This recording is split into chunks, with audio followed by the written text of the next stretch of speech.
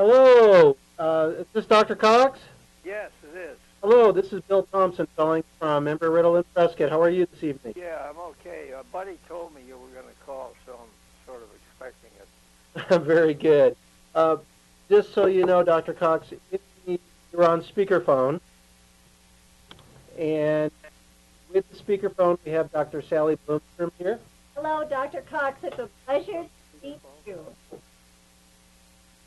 Buddy's going to see if he can do it. Okay.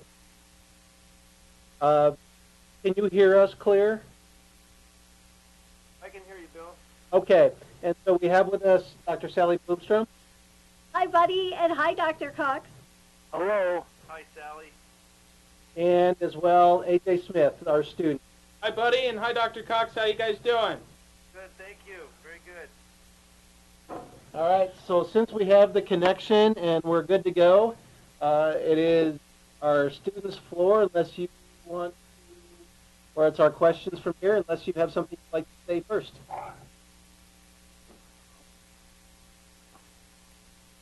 What's that? Now, what do you need from me?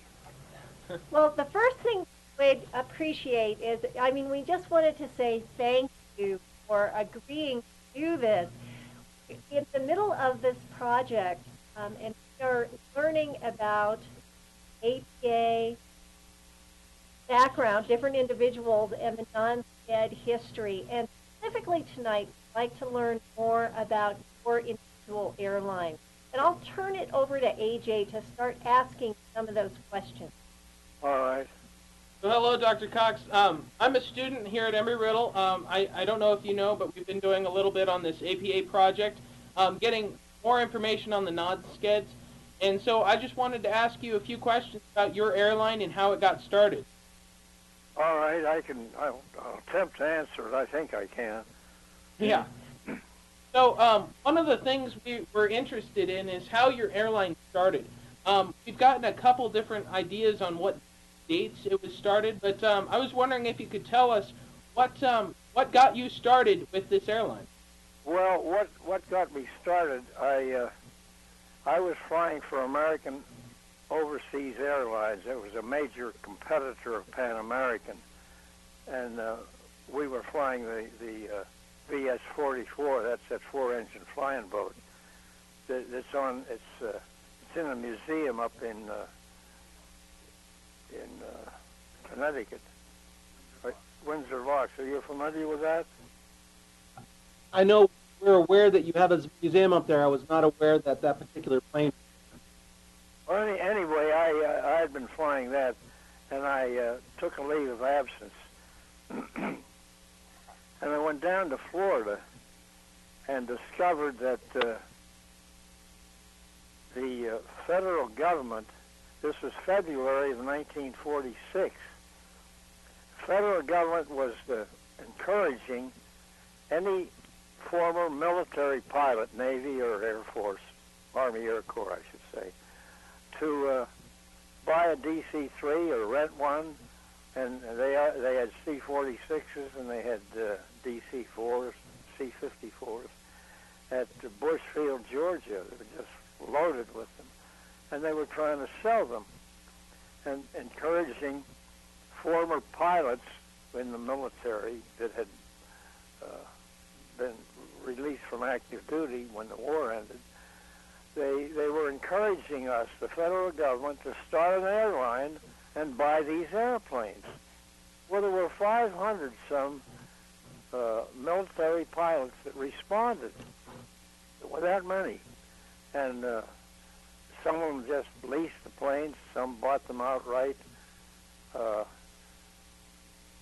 And the beginning of the non-SCED industry really was in Miami, Florida in February 1946. Now, simultaneously, in Burbank, California, another group of ex-military pilots were starting airlines. They not nearly as many as in Florida, but so there were two groups, one on each coast, and they had a tough time really because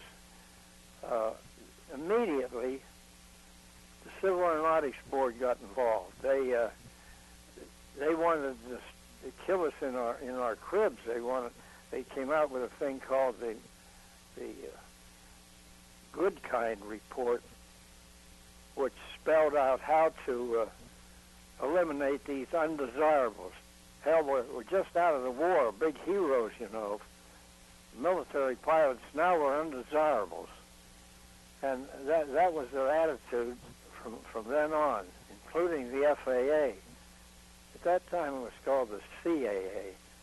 And the entire federal government was really against us, and they did everything they could to hurt us. And the first thing they did, they restricted your flights to 3 times a week, but they had to be irregular. In other words, you couldn't fly Monday, Tuesday, and Wednesday. You had to fly irregularly. You'd have to shuffle the days you flew around. Well, you couldn't possibly set up an airline operation under those conditions. No. So how did you manage to get past them and start your airline? And what kept you going? Well, the first thing I did, I went up to Bushfield, Georgia, and I had a friend that I'd flown with from. He had been operations manager of Northeast Airlines, scheduled carrier, and he joined me, and we leased a C-47 from Bushfield, Georgia. We didn't buy it at first; we leased it, and we started flying Miami, New York, and Boston. And there was a big demand. For instance, Eastern Airlines was 6 weeks booked in advance. Wow. You went to Eastern for a ticket. You had to wait 6 weeks before you could fly. That's how critical things were, and the railroads weren't that good either. So there was a big demand, and a lot of the non-skeds started to fly between Boston, New York, and Miami. And those were the routes that you, right? What's that? Which routes did your airline fly? Well, we started flying that New York-Miami operation, and then spring came and the traffic fell off, and I leased the airplane, the DC-3. I leased it out, and decided that I would get a C-54. I'd been flying overseas with a major airline, and I thought, why not explore, not domestically, but fly to Europe? So I bought this C-54, and they gave me credit. The federal government was very liberal that way. It was only like 15% down and 4 or 5 years to pay the balance. So I acquired this C-54 and flew it up to Roosevelt Field in Long Island. And now it was a bare military plane. It had to be converted to a commercial operation. Nobody had done that except the factory, Douglas Factory, and another outfit in California, and also a company in Long Island, and they were charging $100,000 to put a commercial license. Well, we couldn't afford that, so we decided we'll do it ourselves. This is great. Okay, so how did you? So we were parked. The first 4-engine plane ever to fly into Roosevelt Field was our plane. Charlie Blair was the chief pilot of the company I worked for, American Overseas. He and I flew it in and parked it there, and they had a real nice little hotel there, the Roosevelt Field Inn, and we stayed there, and we hired mechanics that I knew at American Overseas Airlines and TWA, qualified mechanics at LaGuardia. We would hire them to come out and work part-time converting the airplane for commercial use. There were quite a few things we had to do to commercialize it. So that's how we got the first C-54. We converted it there, and the local FAA guys was very helpful. He supplied us with paperwork. For example, you needed what they called the Douglas Service Bulletins to modify it for commercial use. Well, Douglas was all oriented toward the major airlines, so they wouldn't give us any paperwork. They told us, you're not an airline, we don't deal with you. But the local FAA guy had copies of all these Douglas Service Bulletins, and he gave them to us. So that's how we were able to get all the real operation manuals and so forth to license the airplane. And we finally did it after about, out in the open. We couldn't get into a hangar. There were no hangars big enough at Roosevelt Field for a C-54.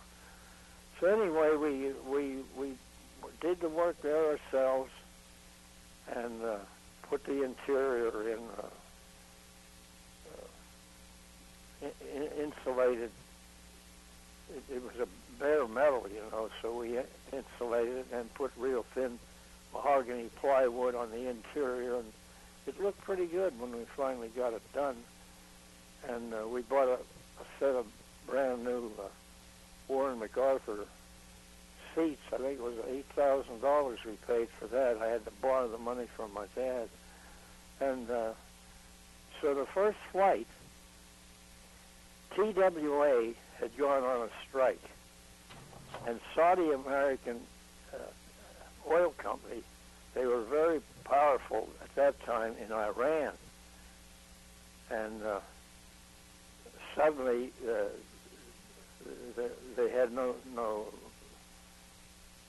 air service, so they chartered our airplane, and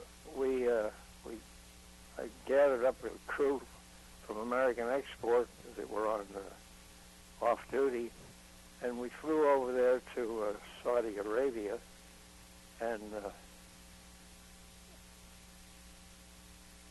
that was the first commercial flight we made. And en route, the Saudi Arabian Oil Company, it got us to take 20 Muslims, and we dropped them off at Cairo, and then flew on to what's now Iran. It was called Saudi, well, it was called, it wasn't called Iran at that time.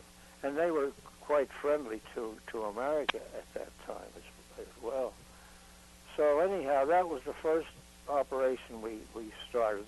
And then we came back to New York, and they called it the Gook Run. The Puerto Ricans were coming in mass.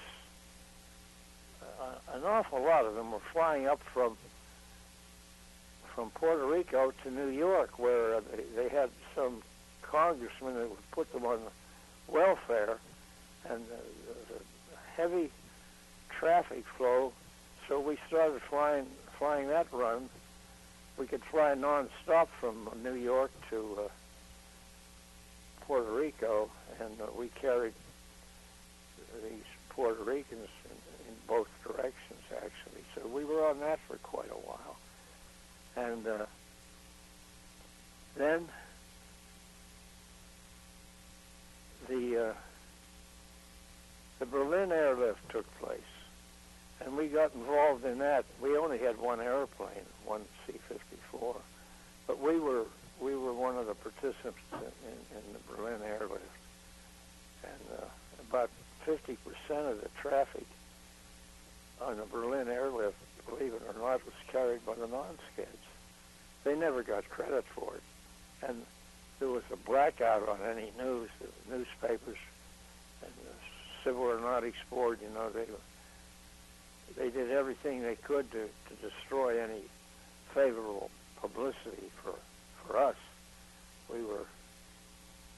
condemned as I mentioned, as undesirables and fly-by-nights and unsafe. So that was the beginning of our operation. We found out that this airport here at Wildwood, New Jersey, the former Naval Air Station, was available for the main hangar.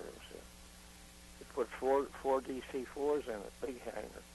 So we rented that for something like, I think it was $800 a month, and we moved into there, and that became our main operating base. And then the Korean War took place, and by that time we had acquired, actually in the summer of 1948, we were over there in Europe, and the traffic was pretty bad, and we had a navigator who was a Zionist, and Israel was just being formed there at that time.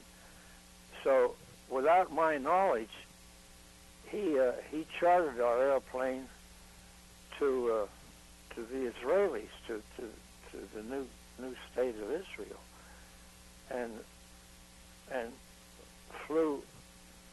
Actually, they were flying military stuff into Israel, and when I found it out, I got pretty upset about it because I knew that the federal. See, in Washington, D.C., there were two different factions in the State Department. One was pro-Israel, and the other was pro-Arab. Now, the pro-Arab side was dominated, and they were afraid that if we got involved helping Israel, it would interfere with our American getting oil out of Saudi Arabia because, you know, they were enemies then, they still are. So at that time, we started to fly for the Jews out of Paris. We'd go to a place called Zatek. It was right south of Prague in Czechoslovakia, and there was a factory there making brand new Messerschmitt 105 fighter planes. They were still making them. The factory had been taken over by Czechoslovakia, and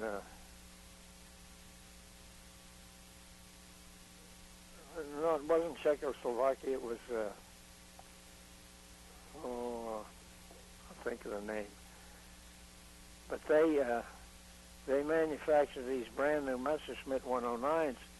So we would take the wings off and put one 109 Messerschmitt in and then non-stop fly it to Israel. So now the whole world says, where on earth did the Jews get brand new German fighter planes? We couldn't figure that out. And then the incompetent State Department, I guess it was, and the CIA got involved, and they decided that we were flying for the communists in Italy, which wasn't true at all. We never went near Italy. But they ordered our airplane shot down. And the orders went out from General LeMay in Berlin to track down this American airplane and shoot it down. Well, the Jews heard about it, so they didn't want that to happen. So they seized the airplane and put their flight numbers on it and their name El Al. So the first El Al flights made by El Al Israel Airlines were with really a stolen Gentile plane, my plane. Wow, what a story. And they created El Al. El Al was formed by my airplane, and they started to fly it. They had seized it, and we couldn't get it back from them. They wouldn't give it back, and they wouldn't pay us for it either. So I went over there, and because of the State Department making such a hullabaloo about me selling the airplane without permission. They claimed I'd sold it to Israel, which I hadn't, but they claimed that. Anyway, the Jews seized the airplane and started to fly it, and they flew it for like 6 months, and we couldn't get to it. And we went over to Israel, and we were given nice accommodations in one of the better hotels, but we were not allowed to go to the airport. We were really under house arrest in Israel. Meanwhile, they're using our airplane, flying back and forth with all their dignitaries and maintaining to the world that they owned the plane, and it was had their numbers on it. And they flew Morgenthau, the ex-Secretary of the Treasury of America. They flew him down there on an inspection tour. All the dignitaries flew down on this stolen Gentile plane. And finally, what happened, I went over there and I said to them, you've got to give me the airplane back, or else you've got to make a deal with the U.S. federal government, because I'm accused of selling you a plane illegally, and I could be prosecuted for that. So they agreed to give me the airplane back, and I was going to fly it back and try to square myself away with the U.S. government. But meanwhile, they didn't have competent pilots, and they come into Tel Aviv and landed on the shore. The airport was right on the beach, and they landed. They undershot the field and landed in about 10 feet of water. There's a plane sitting there with the nose almost touching the shoreline, and of course the ruin was salt water and the plane. So I said, okay, now. Then the UN started to fly over, trying to find out whose plane it was, and just one mystery after another. And the Jews were very tight-lipped. They weren't going to give any information out. So I said, you've got to now pay for the plane. It's insured for $300,000. Lloyd's of London said you took it into a war zone without permission, and they wouldn't pay the insurance. So we haggled over that for 6 weeks. I was in Israel. Every day I'm over at their equivalent of their Pentagon, dealing with their Secretary of Defense, trying to get them to pay me. And finally I said, look, I've got all the photographs. I've got the whole story. It's been sent to my father in America. And if you don't come up with the money and square this away with me, I'll have the New York Daily News on the centerfold with pictures of this whole thing and the whole story, and it'll be really embarrassing to you. Gimbels may not give you as many donations as you've been expecting. So I was just shooting in the dark, you know. But apparently it did have some effect, and they started to cooperate. And they finally, they gave me a letter that really didn't square it away. They never admitted they stole the plane and used it, but it was a sort of a half effective letter. And they gave me 2 checks. I wanted $300,000. That's what it was insured for. They gave me a check for $50,000 and one for $100,000 on a Swiss bank. Well, I didn't know if the checks were any good or not. I had no way to know.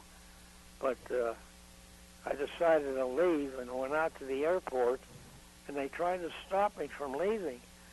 But there was a C-46 there flown by a friend of mine. He saw me there, and he waved out of the cockpit window, come on, you know. So I just, this other navigator was with me. I said, grab your bags. We just grabbed our bags and ran out and climbed aboard the airplane. And we got back to Rome in a couple of days, and then flew up to Geneva, Switzerland, and lo and behold, the checks were good, which surprised me. Yeah, so now I've been paid half the money. Now what? Well, if I go back to the States on TWA or United or Pan Am, they'll grab my passport and accuse me of all these terrible things. So I said, I'm going to fly on either the British or the Canadian airline into Montreal. Then I'll take a train down, and you don't need a passport at that time to go in and out of Canada. So that way I avoided them grabbing my passport and got back into New York, and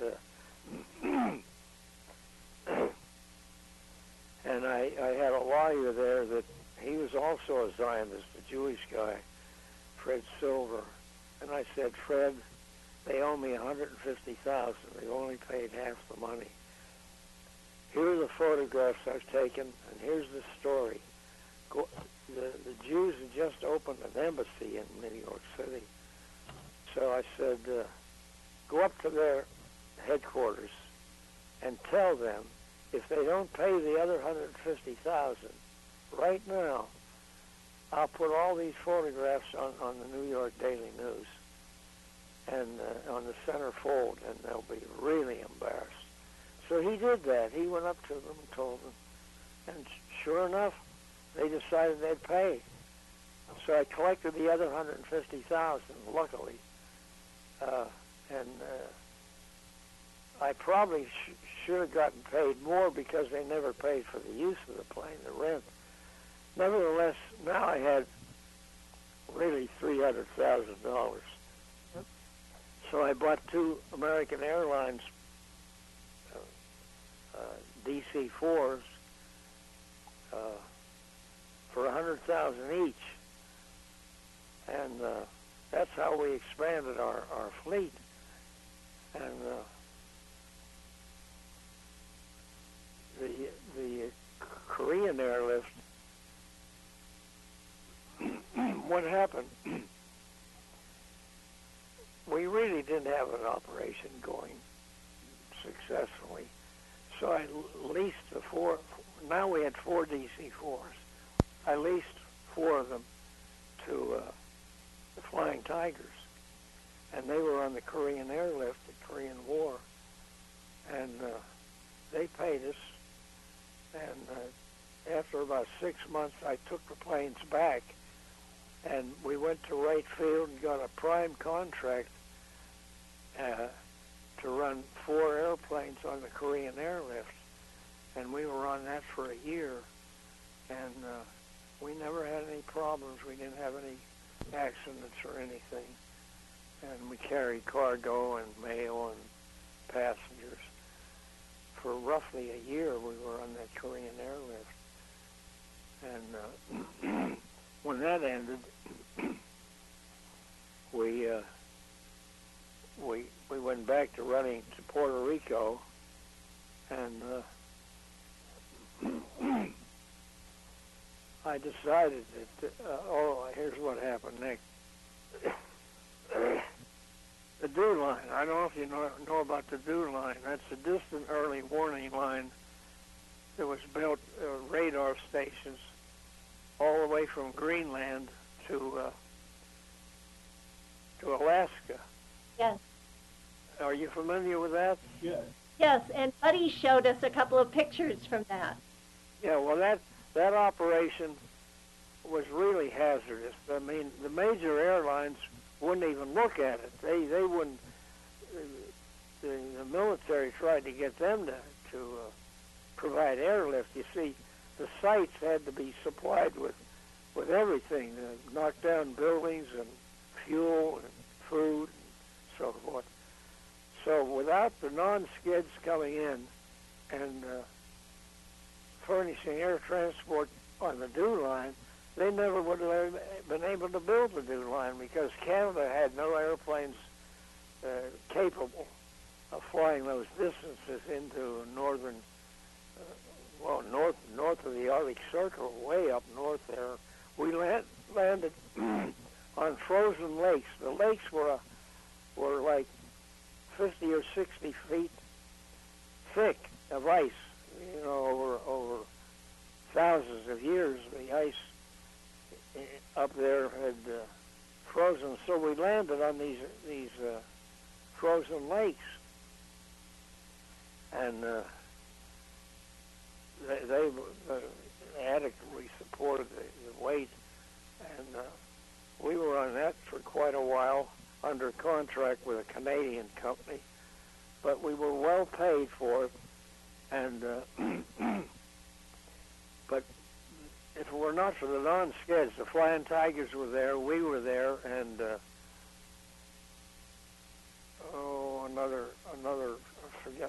forgotten which other small airline was up there.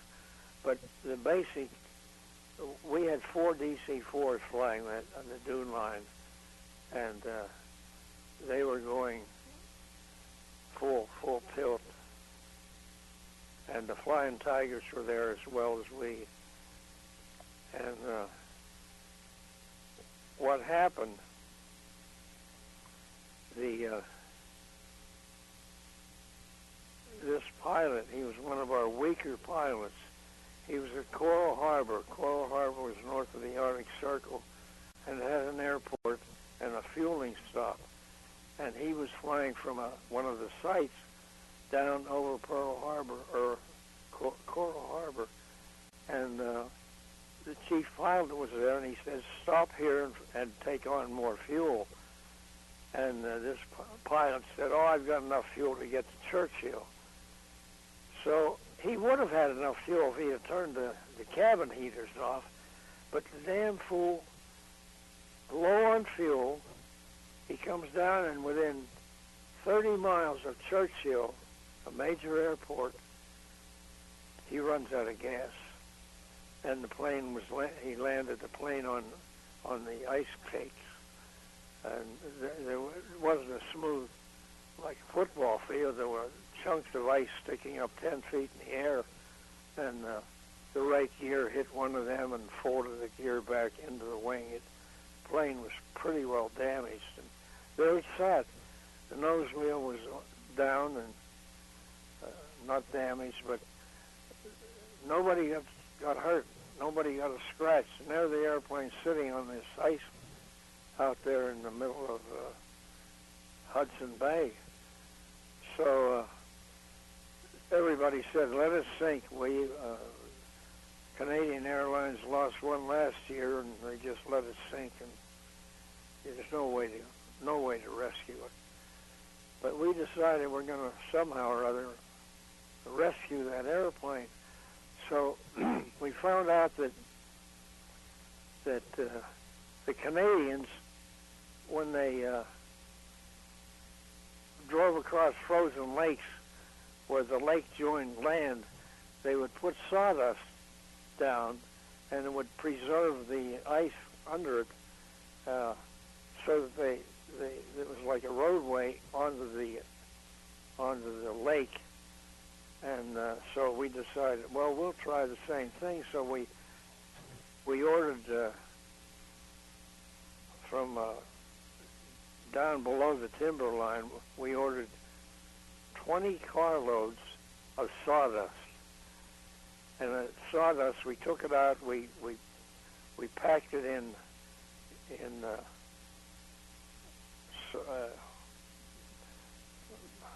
cloth bags, and we would drop this sawdust onto the ice cake around the airplane to insulate it, which it did. It insulated the ice, and the ice did not melt under that sawdust. Now the problem was to get it towed back. Once we got it insulated, towed it back to shore. It was 20-some miles out in the ocean, or in Hudson Bay. So they had an ocean-going tug there. We thought, well, that's the thing to do, get him to tow it back to the harbor. Oh, no, he wouldn't help us. So we got 3 Eskimos with outboard motors on on canoes. And those three Eskimos towed that massive ice cake back to the harbor. And we were afraid that the ice might break up when we're towing it, so we had acquired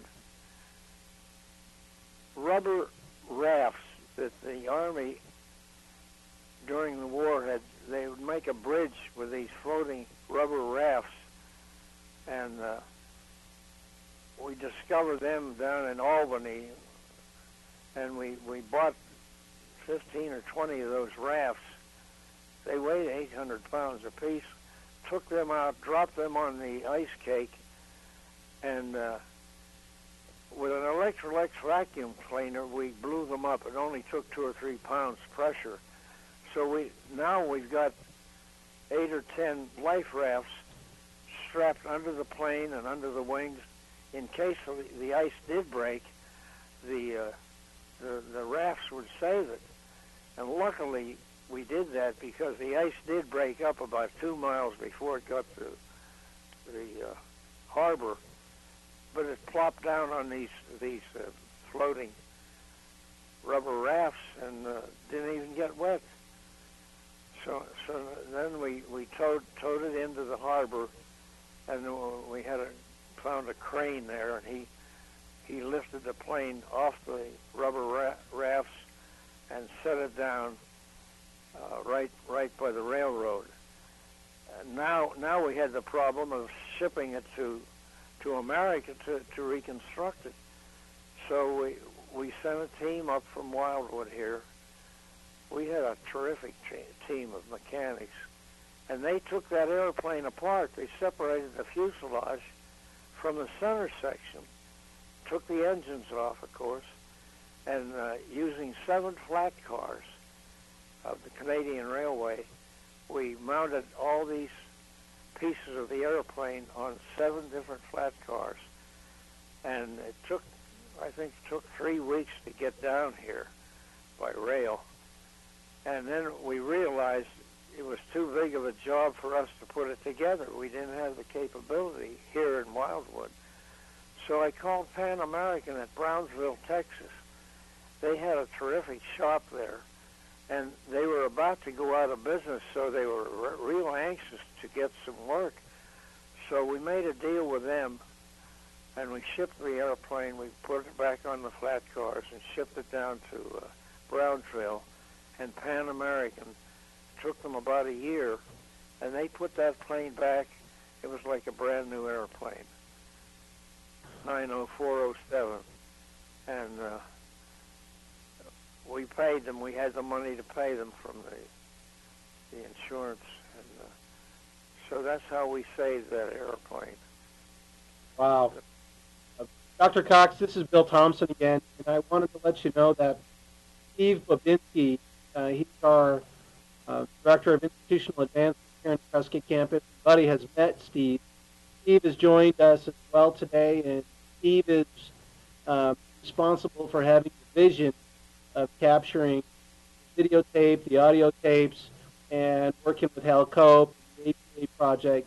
Steve's here. Oh, yeah, Hal Cope has a lot of stuff. Hal does have a lot of stuff. I'm not sure. Hal Cope was in Africa. He really never was a bona fide non-scat in our country. he spent most of his time in Africa under contract with the CIA. Did you know that? Yeah. We can't talk about it. But Steve is here, I believe. Steve wanted to say hello. Nice to meet you, Dr. Cox. Oh. Is there anything else you want me to? Yes. Yeah, we have some more questions. Well, one of the things we were kind of interested, we talked a little bit of how your airline was started up. After you got those airplanes, did you start flying more to different parts of the United States, or were you continuing in Europe, or what did you do after you got your airplanes back to the United States? Well, after we left the Korean War, now we didn't know really what to do. except to develop common carriage. Now that was the worst sin you could do. You see, your history should show this. The non-sched airlines, the little ones with say 1 or 2 DC-3s, they mainly carried CAMs, Civil Air Movements, that's soldiers or recruits within the United States. Civil Air Movements, they called them, CAMs. And that's what they lived on, basically. They didn't engage in selling tickets to the commercially to the public. The only 3 carriers that sold tickets competing with United and American, TWA, were Great Lakes, North American, and our company, USOA. And we were the 3 targets of the CAB and the Air Transport Association. That's a major airline association. They were out to kill us because we were actually successfully flying commercially, paralleling Pan Am or TWA and United and American, and at like half price. Our rates were roughly half the price coast to coast, or New York, Chicago out to L.A., but half the price of the major airlines.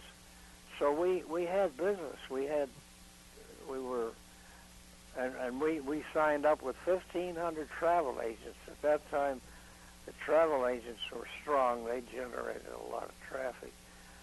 So the targets were really 3 carriers they were out to kill. As I mentioned, North American, they killed them in, I think it was 1947. They were so successful within the United States, they never went to Hawaii. They just went coast to coast. They had a better schedule than the major airlines, and they had a terrific lawyer who would get. They were in court, so he kept them in court for 4 or 5 years. As long as they were in court, they could fly as many trips as they wanted, because the determination hadn't been made yet. It was in the hands of the federal court, and this lawyer, I've forgotten his name at the moment, but he had been a former Civil Aeronautics Board lawyer and a real sharp guy. He kept North American alive for 5 years by delays in court. As long as there was a delay there, they could go ahead and fly. I'll think of his name. I think he died, but he was a terrific lawyer, and he knew how to do it. And so North American acquired 6 brand new DC-6s. They were that successful out of earnings. They would fly 4 or 5 trips a day, coast to coast. They never went to Hawaii, though. And they did a terrific job. They never scratched a passenger, no accidents, nothing like that. As a matter of fact, the 3 carriers that were in common carriage, that is selling tickets, same as TWA or American, in 10 years of operation, that would be North American, Great Lakes, and our company, 10 years, no accidents, not a passenger scratched by any of those 3 carriers. In a 10-year period, to me, that's absolutely remarkable, because the major airlines in that particular 10-year period, they lost planes. I mean, Pan Am lost one in the Pacific, lost like 180 people, and there were major airline accidents during that 10-year period that we were in common carriage. And I think that's a remarkable tribute to the non-skeds. Yes. Absolutely. That is actually amazing. And does anybody have those hour figures? See, during that period, they did their best to accuse us of being unsafe. unsafe. My gosh, we never scratched a passenger. Not even a broken ankle. In 10 years. I think that's the remarkable thing.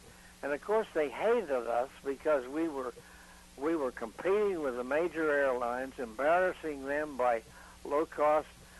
The non-skids invented high density seating and coach operations. See, prior to that, the major airlines just had one class, first class. They didn't have anything like coach. And but there's a man named Alfred Kahn. You know that name? Yes. Yeah, I've heard it. He ended up as chairman of the Civil Aeronautics Board, but he's a professor, I think, at Colgate, and he wrote a book. He was a real sharp guy. He wrote a book in which he stated the only changes, improvements, and changes for the development of air transport were done by the non-skid airlines, and he enumerated air coach, high-density seating, air freight. The major airlines didn't carry air freight until the non-skids pioneered that. Of course, the Flying Tigers were a non-skid. They did a lot of pioneering in air freight. So, but Alfred Kahn wrote this book. I don't have a copy of it. You might want to get a copy for your library. And he recently died, but he gave terrific tribute to the non-skid industry. He said they're the only ones that made any changes that were beneficial to the industry. Dr. Cox, I just don't understand what the CAB had against the non-skid. You just said they embarrassed the major carriers, but it seems like the non-skids were so much for the airline industry. Why didn't the CAB encourage them? Say that again. Why didn't what? Why didn't the CAB encourage the non-skid for business? Oh, they did. But you see, the little ones, the little non-skids were one or two DC-3s or C-46. They limited their operations to military, as I mentioned before, CAMs, Civil Air Movements. So they weren't as far as the Civil Aeronautics Board and the air transport, the major airlines were concerned, they weren't in any way harming the major airlines. It was only the carriers, those three I mentioned, North American, Great Lakes, and USOA, that really pioneered service to the public. All these smaller carriers, which I don't know if you know it or not, but in 1960, they were bought up lock, stock, and barrel by the CIA, and they swore to secrecy, the owners, and the owners would stay there as frontmen, but the real true operators and owners of those non-skid airlines, which the CIA called air proprietaries, they were they kept that all secret from the government. Well, not from the government, from the public. And so the CIA got very active, and they still own those carriers, those air proprietaries.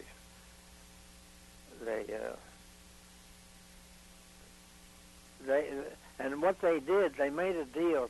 Talk about conspiracy. They made a deal with the military that all the contracts, military airlift contracts, would be diverted exclusively to these CIA air proprietaries. And that's what really happened. They got all the military business.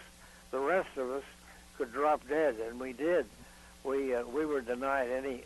That damn Mats would come over to our airport, and they knew that they had made a crooked deal to give all the business to the CIA, and they would come into our airport and criticize us, and it was just that was a movement on their part to conceal the fact that they had made a crooked deal to give all their business to the CIA. They went out of their way to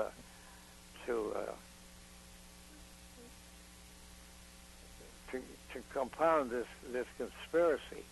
And who was in on the conspiracy? The CAB had to be in on it, the FAA, Customs, and Immigration, and I don't know who else, in the federal government. They all conspired with each other to conceal the fact that the CIA now owned all these little airlines, and they were the major operation, and still are. Just incredible when you think about it. I'm going to say this in jest, but is that one of the few times in history that the government has been able to work together effectively? Say that again. Isn't that one of the first times that the entities of the government have been able to work together effectively? Not. Oh, you mean your operation up there in Embry-Riddle? No, I meant as far as CAB working with the FAA, working with Customs, working with Immigration to shut down non-SCAD and some of the other airlines. That sounds like, I'm saying this in jest, this is one of the first times they've been able to work effectively together. Yeah, I think your development of your history up there will really put all the facts on lined up. I'll give you as much as I know, and I do know that. See, our carrier did certain things that no other carrier did, except Transocean. Now, Transocean. It's too bad Orvis Nelson died. He would be a terrific. I'm sending you 2 copies of the decline of the supplementary air carriers, which was conducted in 1976 by the Senate Small Business Committee. Are you familiar with them? No. You're not. Well, there's a real history, and that's to be Dick Newman and I should get credit for that. But what happened in 1976? Dick Newman filed a lawsuit in federal court in California, acting as his own lawyer, and completely different from the way the courts operated. Dick filed all of his exhibits, an inch thick. He filed all of his data and his history. Well, the judge said, you got to file this, bring a lawsuit against whoever it is you're suing, and get a proper lawyer. So what Dick did then, he didn't do that.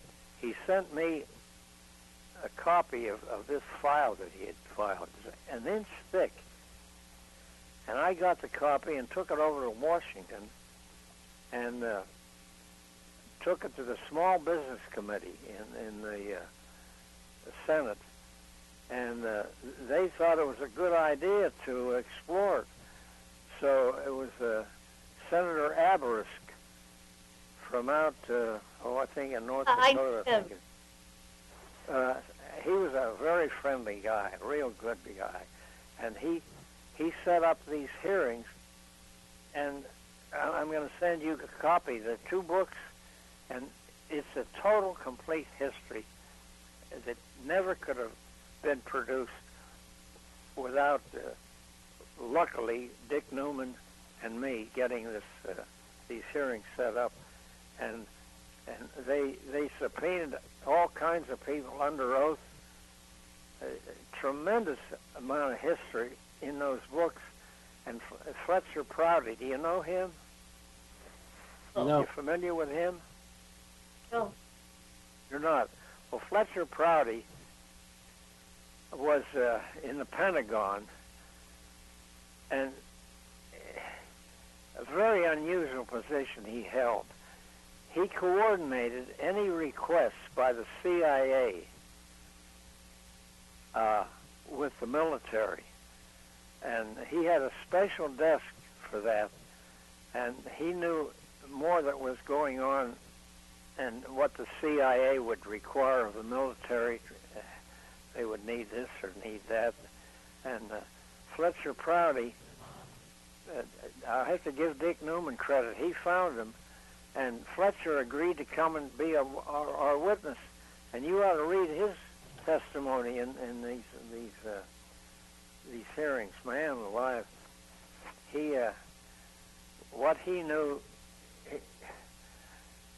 Fletcher Prouty was unbelievable, and the poor guy died. I think they may have killed him. There are assassinations that have taken place, and I think General Patton was one of them.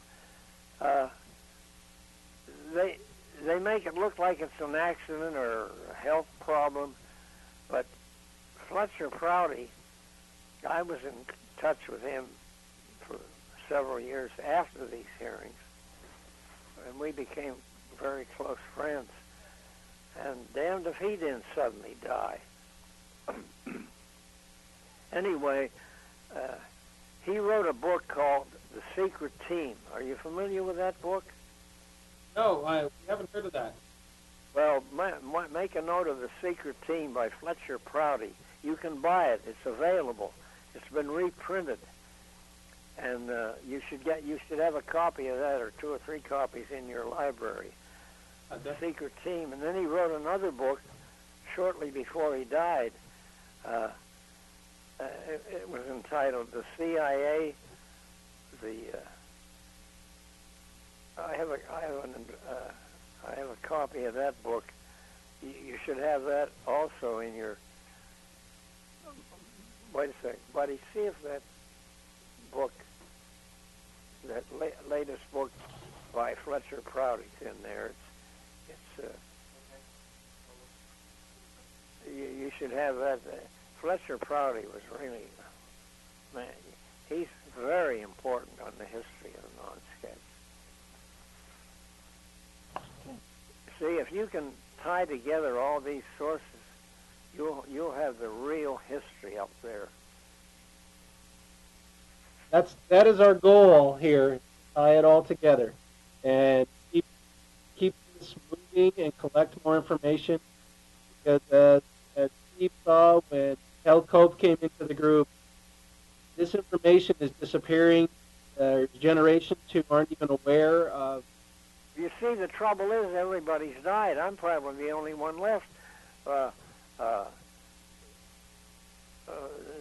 Great Lakes, that was, he was a former Pan American captain, and his wife was a stewardess, and she just recently died. And then so many, and there were 4 people that owned North American, and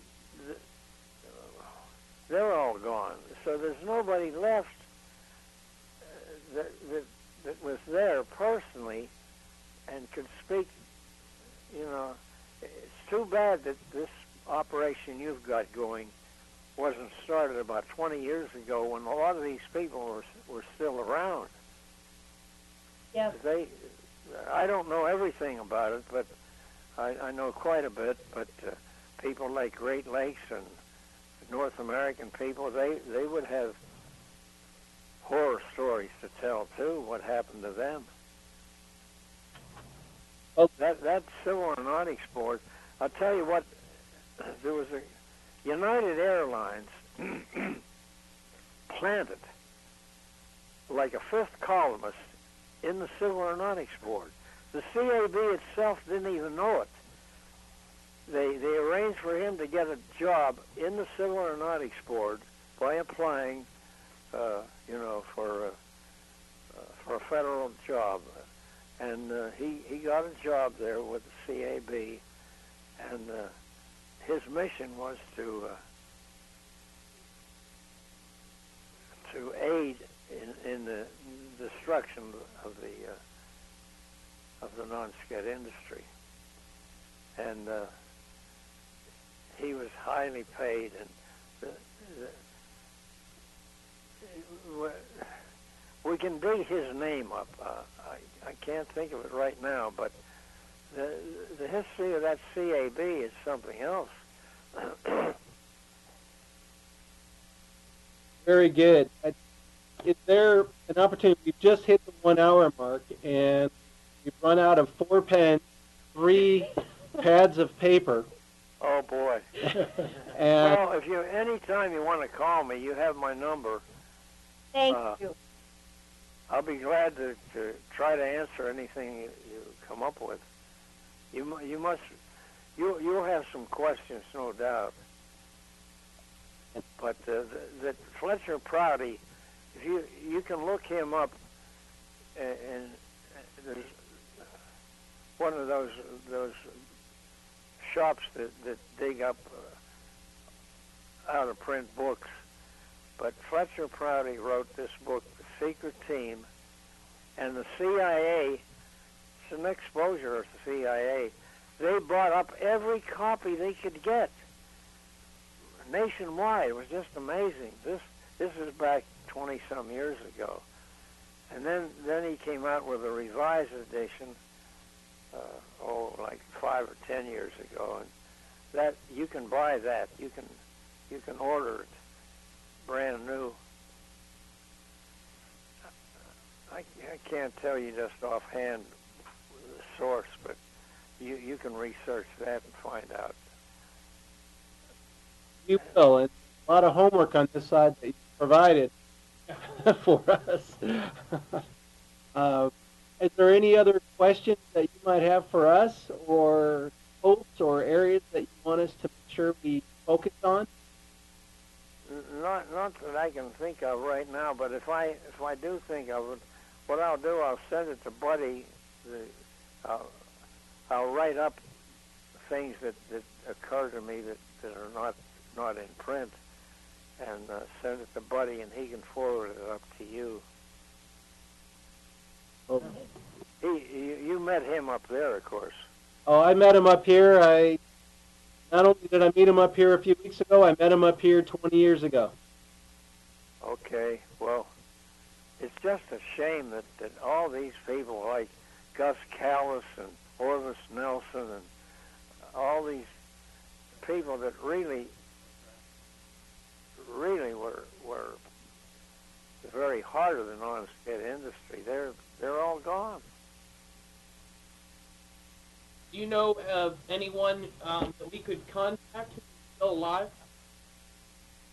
Oh, the only one that I could recommend right off the top of my head would be like Dick Newman. You know him, don't you? Yeah, we got to see him. And Very shy. We found Dick Newman to be very shy and very soft-spoken. Is that the Dick Newman? He knows you're kidding, Bill. no, Dick is not soft-spoken. Dick's one of my closest friends, and without Dick, we would never have had these hearings on the decline of the airline industry. That established the basis of the history. When you get copies of them and read them, you'll be amazed. For instance, one outfit started an airline in Mexico, figuring that they could fly passengers that would come across the border from California or Texas, fly them to Europe, because we were prohibited. And what they tried to do, they didn't succeed. They were going to put air marshals on the plane when it took off from Mexico and force it down in New York, claiming that it was violating the Civil Aeronautics Board. Well, they didn't succeed in doing that, but they threatened to, and that's all explained in the hearings. hearings brought out a lot of different people that we never would have been. And you might, when you read those, some of the people that testified, if they're still alive, see, that was 1976. You could perhaps call them. You're asking me who you might call. Well, you look through those two green books on the decline of the supplemental industry. You might get some names out of that are still available that could help you. Too bad Orvis Nelson died. He had Transocean. Are you familiar with Transocean? I think I've heard of it. Well, they were the biggest. They were the biggest of the non-skids, and they pioneered across the Pacific. And when the war ended, right after the war ended, they flew on a lot of people into Canada from Europe. Transocean, it was formed by Orvis Nelson, former Army Air Corps, and then he was like 11 or 12 years as a captain with United Airlines. So he had a terrific background. And they dominated Oakland Airport. Transocean was the big operator up there. Whether you could get somebody up there that could, I just don't know. A lot of them, have died or moved away, but you'll be amazed at these two green books. Very good. The hearings conducted by U.S. Senate. Senator Aber is a terrific help to us. He was. I imagine he's dead now. I don't remember. His daughter is my age, and she lives in California, and his sister is still alive. Uh-huh. He was a terrific guy. Very helpful to us. Very sympathetic. Very good. There was a very bad one called Driscoll. He was with Mats, and then he went with the Civil Aeronautics Board. He was one of our real prime enemies, and he's still around. He's in Washington. Ed Driscoll. He was in the Pentagon, and he would assign the contracts to his friends, Oh, he was a terrible guy. He's still around in Washington. Very good. And then there was Coates Lear. Coates Lear was a law partner of Eugene Zuckert, who was Secretary of the Air Force. And you can imagine the conniving that went on there. Coates Lear ultimately committed suicide, although a lot of people claim he was murdered. He didn't actually kill himself. But that's another history, another facet that you should include in your history up there. Coates Lear and Very good. Dr. Cox, we are going to compile our notes and read the two green books and develop more questions. And speaking for this group here, first off, Buddy, thank you for helping us set this up. Okay, here's Buddy. He'll say something. You're welcome. Okay, and Dr. Cox, it is an absolute pleasure having this opportunity. Thank you. And Well, I'll try to think up some more, and if I can think it up, I'll make notes and send to you. wonderful. So Okay. we look forward to another conversation in the near future. Anytime, call me. I'm available anytime. Very good. All right. Well, Thank this you. is Thank you very much. thank, Right. Thank you. All right. Thank you, everyone. Thank you, Bill. All right. Alex. Thanks, Thanks, Good buddy. buddy. night, buddy. good night. Good night.